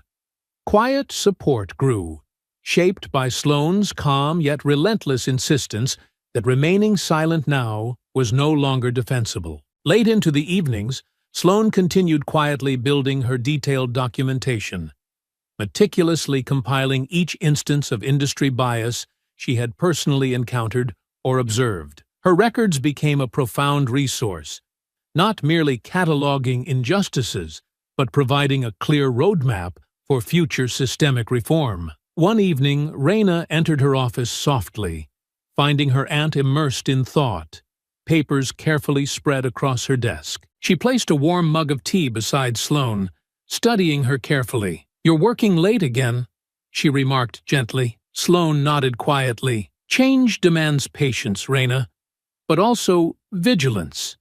This isn't about a single confrontation. It's about shifting an entire culture. And cultures don't shift overnight. We have to sustain this. Raina smiled softly, sitting opposite her aunt, eyes shining with pride. You're no longer standing alone, though. Others are beginning to stand quietly beside you. Yes, Sloane agreed, smiling gently. But quiet support is only the start. Eventually, we need those voices raised. We must move beyond anonymous messages to open dialogue. That's our next step, turning quiet support into lasting change. Sloane leaned back thoughtfully, glancing out the window at the illuminated city beyond. She had always preferred quiet strength, building her career carefully, deliberately avoiding the spotlight. But now she recognized silence had lost its appeal. Her legacy would not be quiet. It would be clear, unambiguous, rooted in truth and integrity. Raina watched her aunt thoughtfully, sensing her deep resolve. Are you ready for what comes next? She asked softly.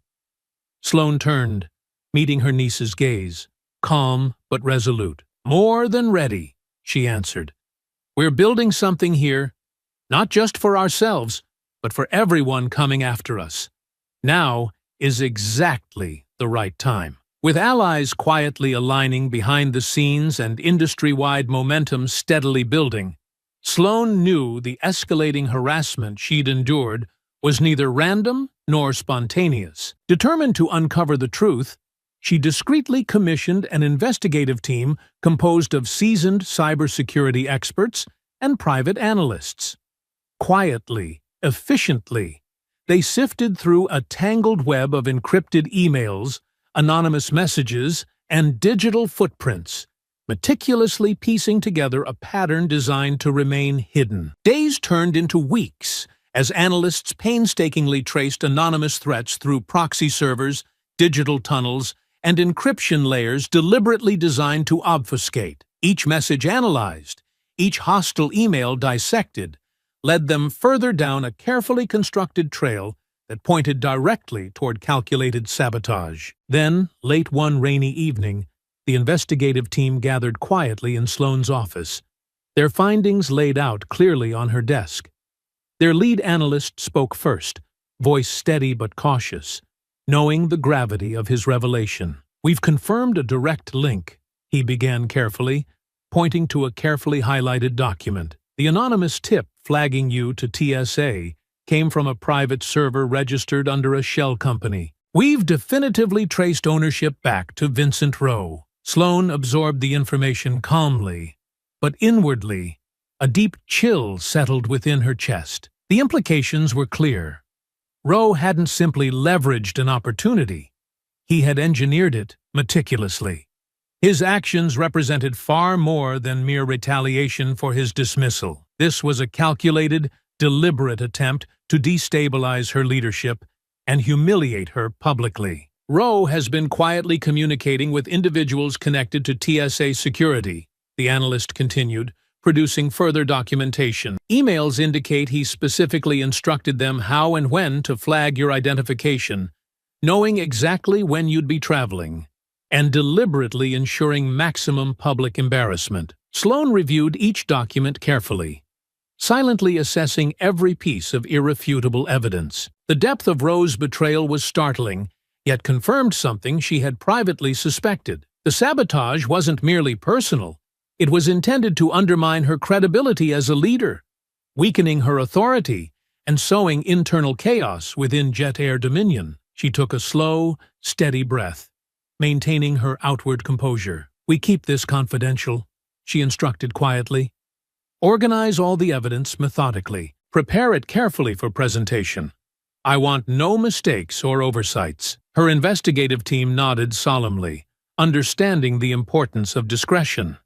With quiet determination, Sloane knew impulsive retaliation wasn't the answer.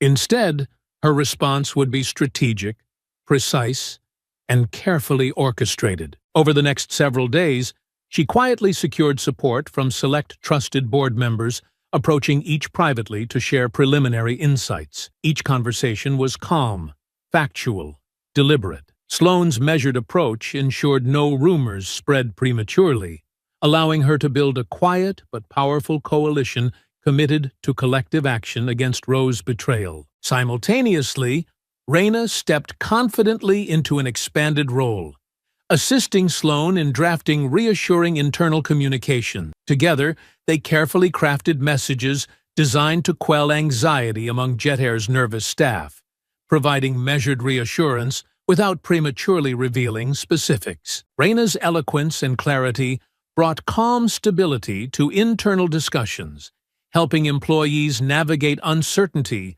with renewed trust in the company's leadership. Late into the evenings, Sloane meticulously refined her presentation, every detail arranged to methodically dismantle Rowe's scheme piece by piece. Charts, timelines, digital trails, everything was compiled into a narrative so compelling it left no doubt about the depth of his calculated malice. Her approach was quietly ruthless, devoid of dramatics or emotion, focused solely on truth and clarity.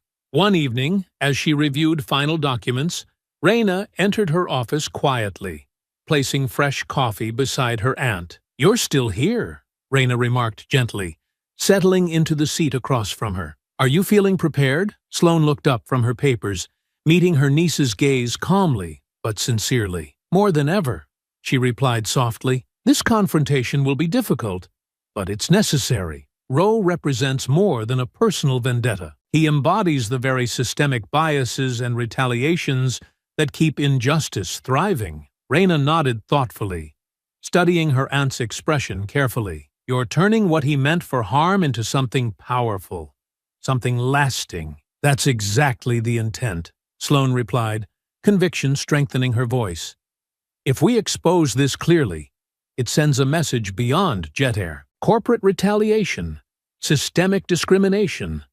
None of these thrive unless good people choose to remain quiet. Reyna smiled warmly, visibly proud of her aunt's unwavering resolve. Then this fight matters more now than ever. The evening before the board meeting, Sloane remained in her office, contemplating the city's softly glowing skyline. Her reflection in the window was calm, steady, determined. For years, she had built a career rooted in quiet excellence, but Roe's betrayal had pushed her into an uncomfortable yet essential position: visible leadership against systemic injustice. Tomorrow's confrontation wouldn't simply address Roe's actions.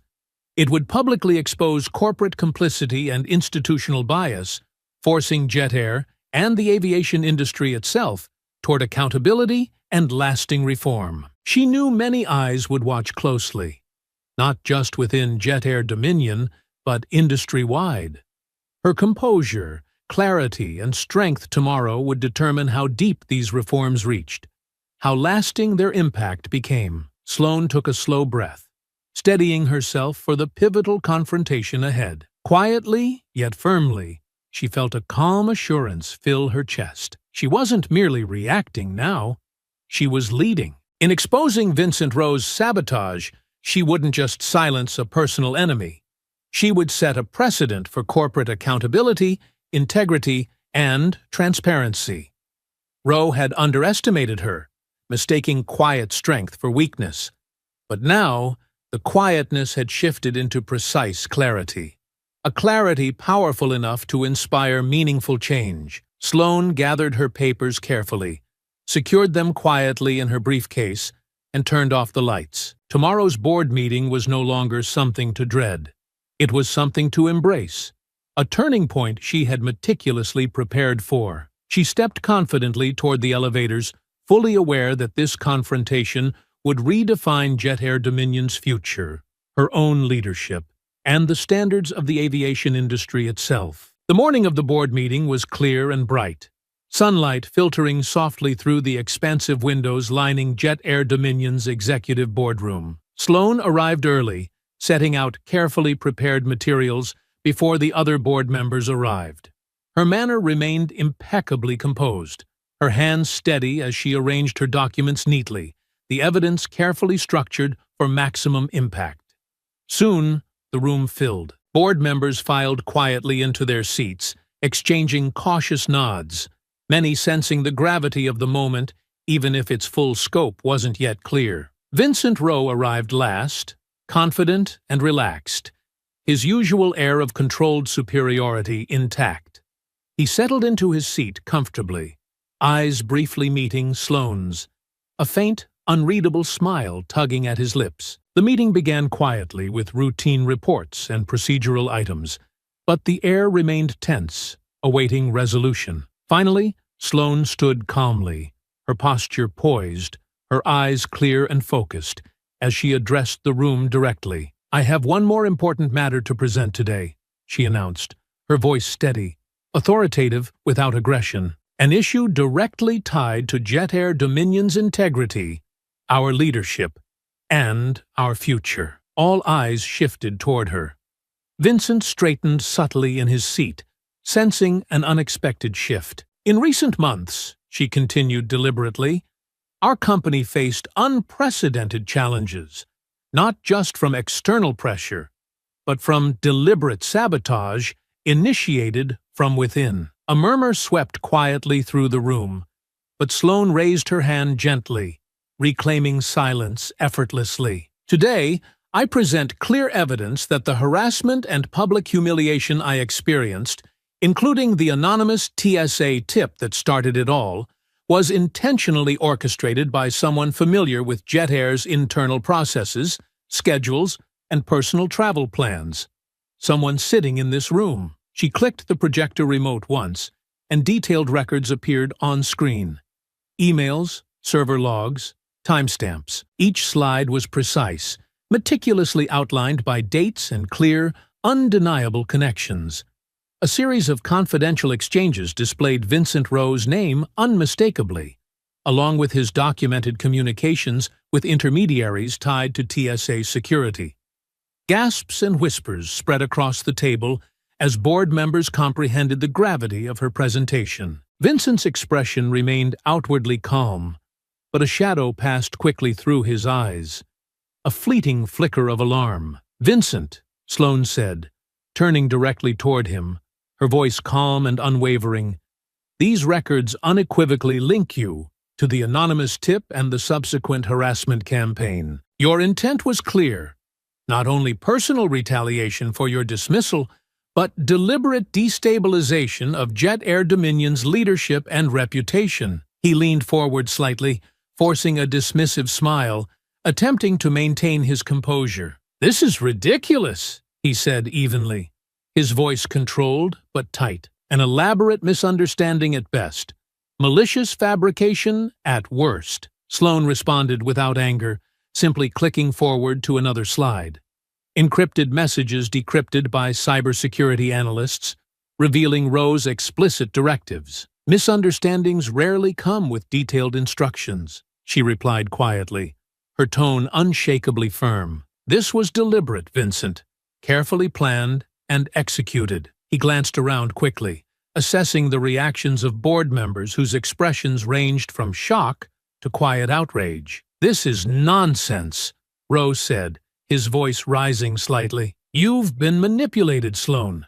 You're overreacting to circumstantial evidence." Sloane stood steady, unruffled, her response precise and clear. "The board will review the documentation independently, but today we must address the immediate issue of your involvement.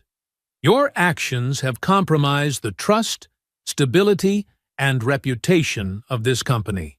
Standards we have all worked diligently to uphold." The board chair, a respected elder stateswoman named Evelyn Harper, finally spoke, her voice quiet yet authoritative. "Vincent, the evidence presented here today is both troubling and conclusive. Given your past actions and this clear breach of ethical standards, it is my recommendation, and I trust the unanimous decision of this board, that your relationship with Jet Air Dominion be terminated immediately and permanently." Vincent stared at Evelyn, momentarily stunned into silence, realizing he had lost control of the room entirely. No allies rose to defend him.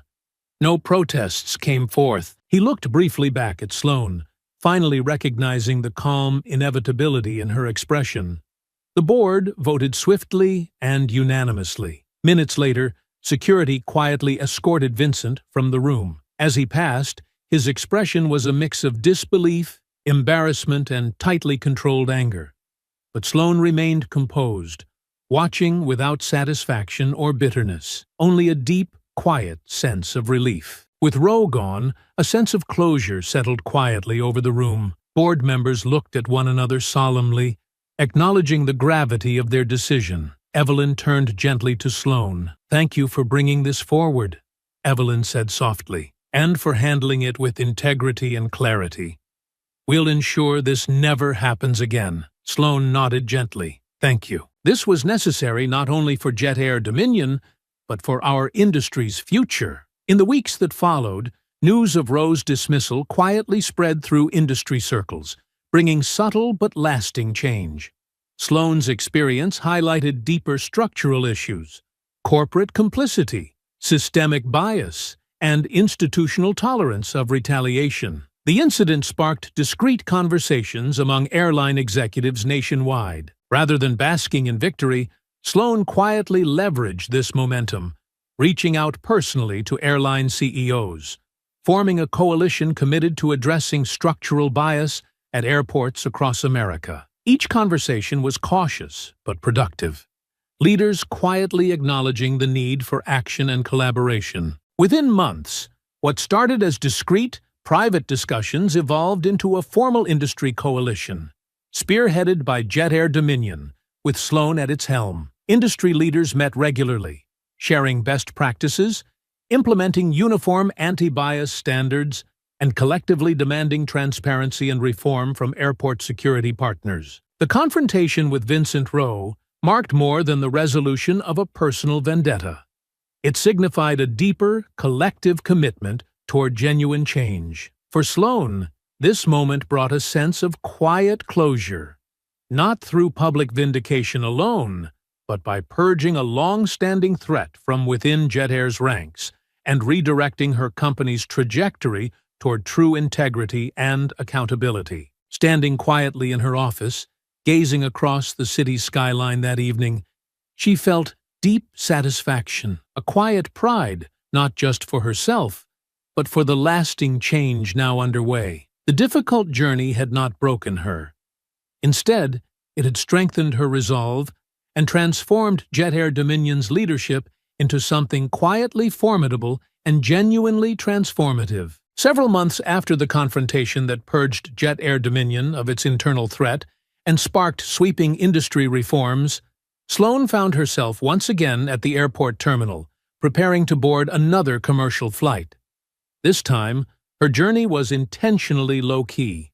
No entourage, no announcements, no special arrangements, just a passenger moving quietly among others, observing firsthand the impact of all she had fought to achieve. She approached the TSA checkpoint calmly, her carry-on bag gliding softly alongside her. As always, she watched carefully, assessing every detail, the rhythm of the lines, the tone of interactions, the subtle cues that defined passenger experiences.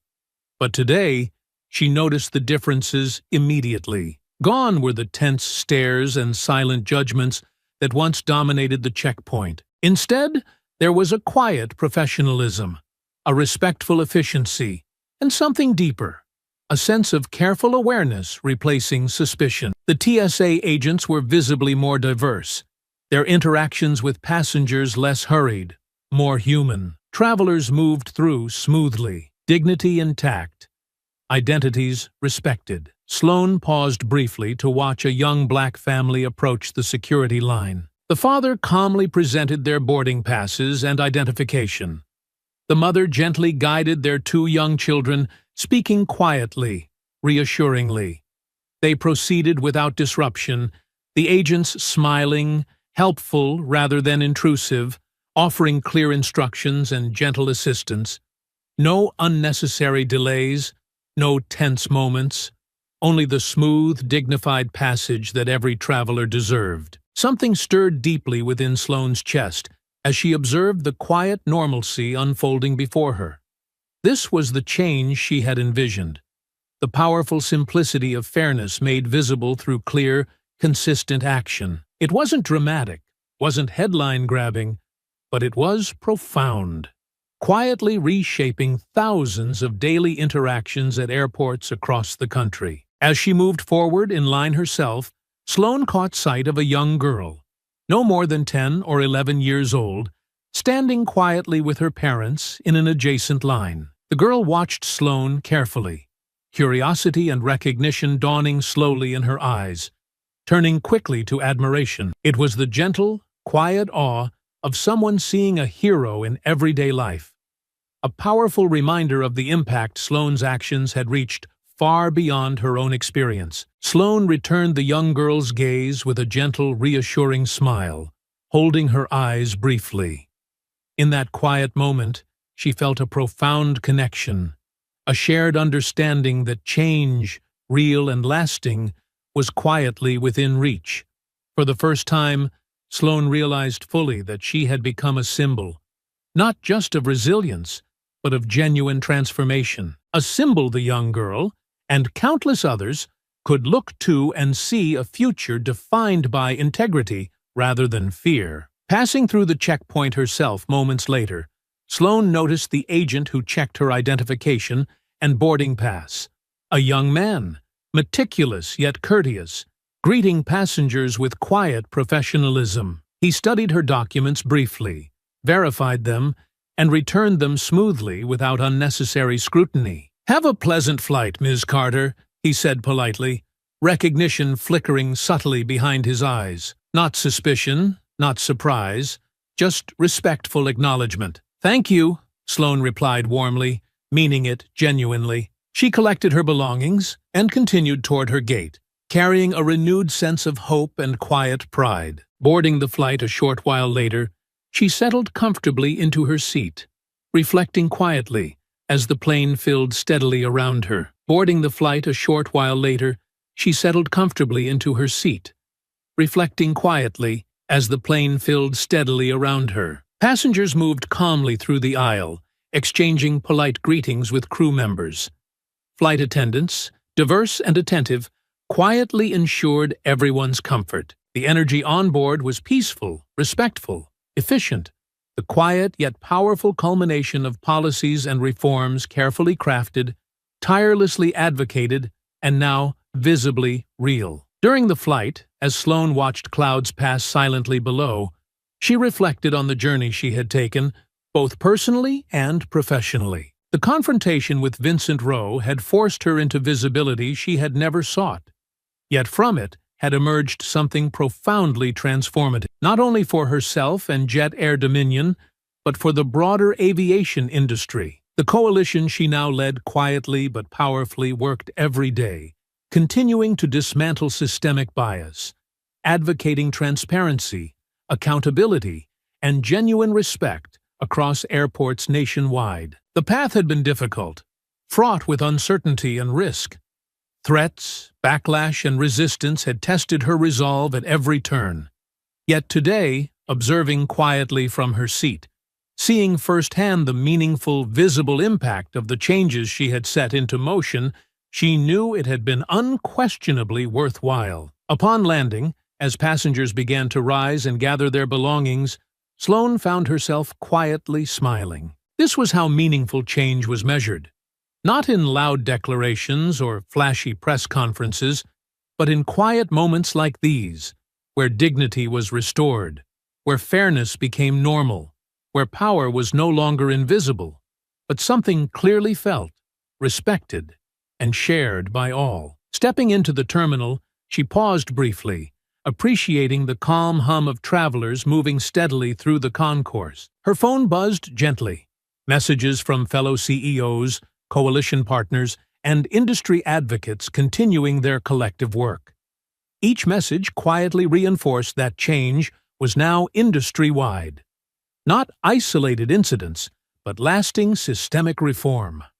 She replied briefly, warmly, confident in their ongoing efforts. Each step forward represented meaningful progress, guided by the quiet strength of shared purpose, accountability, and unwavering integrity. Leaving the terminal, Sloane took a deep breath of crisp air, savoring the gentle clarity it brought. The invisible clearance she'd once been denied had finally become fully visible, recognized, respected, and now permanently affirmed. Across the curb, waiting patiently by her car, stood Raina, smiling proudly. As their eyes met, Sloane felt a quiet yet powerful certainty. The future was no longer shaped by silence or fear, but by the confident, clear voices of those who refused to remain invisible. Together, aunt and niece stood quietly, recognizing the profound truth of the moment, knowing clearly that the fight had been worth it, and that together they had quietly transformed not only one company or one industry, but the future itself. For Sloane Carter, power had finally become visible, and in its visibility, had finally become genuinely shared. The expansive auditorium of the National Aviation Summit buzzed with anticipation, the quiet hum of hundreds of conversations softly blending into a steady, expectant rhythm. Bright stage lights illuminated the wide platform, casting gentle shadows across rows filled with industry leaders, government officials, journalists, and advocacy groups gathered from around the country. Everyone knew exactly why they were there. Not merely to hear speeches, but to witness the culmination of a movement quietly, but irrevocably reshaping the aviation industry itself. When Sloane Carter stepped onto the stage, The auditorium settled into immediate, respectful silence. She paused briefly at the podium, scanning the vast audience carefully, absorbing the collective attention of people who now fully recognized not just her name or title, but her profound significance as an advocate, an agent of change. Her posture was confident, her expression calm. Yet behind her steady gaze lay something deeper, an undeniable quiet strength forged through resilience, courage, and clarity. "Good morning," she began, her voice measured yet firm, effortlessly filling the expansive room. "I'm here today not simply to share a story, but to affirm a vision of aviation not merely as transportation, but as a space defined by dignity, respect, and equity for every passenger who travels through our airports. Every day." Sloane paused momentarily, allowing her opening words to settle deeply into the audience's awareness. "Months ago, I was publicly humiliated by an act of bias designed to silence me. Yet that moment, intended to weaken my voice, instead amplified it, not through anger, but through clarity and purpose. My experience was not unique. It was simply visible. For far too long, countless travelers have quietly endured similar indignities in silence, convinced speaking out was pointless, perhaps even dangerous. She continued deliberately, her voice unwavering but quietly powerful. "We must reject silence now, not only when it's convenient, but especially when it's uncomfortable. The systemic biases embedded in our airport security protocols do not disappear because we refuse to acknowledge them. They persist, invisible yet potent, quietly harming thousands every year. We must recognize clearly that dignity and fairness cannot remain optional. They must be mandated." A ripple of acknowledgement moved quietly through the audience, a subtle shifting in seats, heads nodding gently in agreement. Sloane's voice resonated clearly, calmly. "Today, I call for a federal mandate ensuring passenger dignity, transparent oversight, and comprehensive anti-bias standards at every U.S. airport checkpoint. We need federal oversight reforms and clear accountability protocols to guarantee no passenger experiences humiliation or profiling due to prejudice disguised as protocol. Today, we must all commit, airlines, airports, regulators, and lawmakers alike, to ending the silence and enshrining dignity as a fundamental standard in travel." She paused again, the weight of her call to action lingering clearly in the room, felt deeply by every person present. "My story began with a quiet indignity, but it will not end there. My voice is only one, but it is powerful, because it is joined by yours. Together, we can make systemic change visible, lasting, and meaningful." Her final words settled powerfully across the auditorium, holding firm in the charged silence that followed. Then, the silence broke, replaced by a wave of powerful applause that surged through the auditorium, resonating with genuine, heartfelt appreciation. Executives rose, lawmakers nodded decisively, journalists documented the moment. The applause was more than acknowledgement. It was a declaration, a unified commitment that something important had shifted, something fundamental was finally changing. Stepping down from the stage, Sloane moved gracefully, purpose filling every stride. As she walked through the audience, people reached out, shaking her hand warmly, quietly thanking her, eyes shining with respect. She responded to each gesture warmly, aware that her leadership was not merely symbolic, it was deeply personal, powerfully shared, transformative. Outside the auditorium, she paused briefly, taking a moment to breathe deeply, absorbing the profound shift she'd just set into motion. Beside her stood Raina, smiling proudly, her eyes bright with admiration. "You were incredible," Raina said warmly, squeezing her aunt's hand gently. "They didn't just hear you, they felt you." Sloane smiled quietly, looking warmly at her niece. "We did this together," she replied.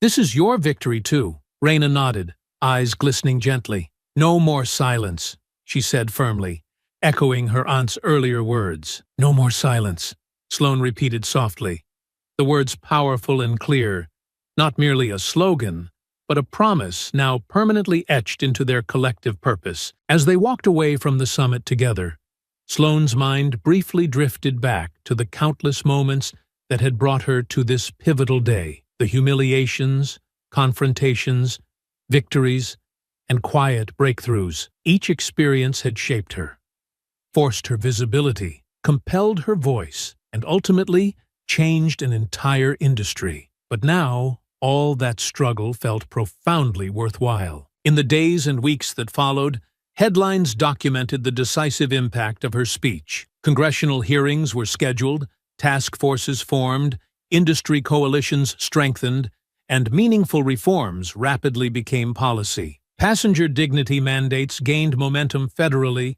supported publicly by industry leaders who had quietly backed Sloane from the start. The change wasn't simply symbolic.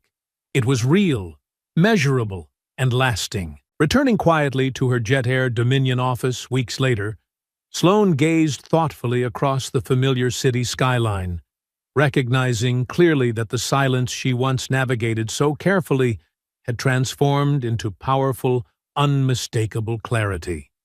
Her legacy was no longer quiet professionalism. It was public integrity, genuine accountability, and systemic justice. It was visible, lasting, and undeniably powerful. She knew clearly now, true leadership wasn't simply about surviving challenges. It was about transforming them into enduring change. She had navigated darkness to reach this clarity, emerging stronger and inspiring others to join her, ensuring dignity became universal, fairness absolute, justice transparent. As evening settled gently over the city, she felt deep contentment and quiet certainty. There was no more invisibility, no more quiet complicity, only purposeful action, integrity made visible, and the clear understanding that genuine change demanded voices unafraid to speak. No more silence, only clarity, dignity, and power, now visible, respected, and permanently affirmed. Sloane Carter's voice had been heard, and now no one would ever silence it again. I hope you enjoyed that story. Please share it with your friends and subscribe so that you do not miss out on the next one. In the meantime, I have handpicked 2 stories for you that I think you will enjoy. Have a great day.